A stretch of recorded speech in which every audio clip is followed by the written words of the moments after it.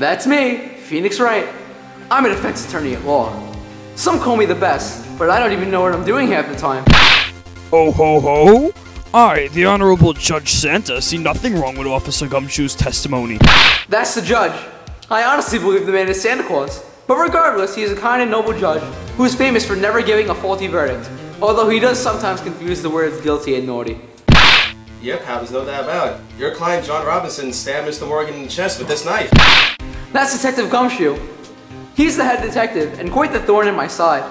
Although he is a friend of mine, he's quite the scatterbrain and he's always confused.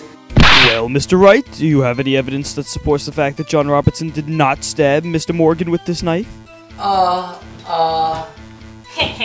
There's no way you can prove your client innocent when he is guilty. That's Winston Payne. He's a prosecuting attorney who is infamous for constantly losing cases.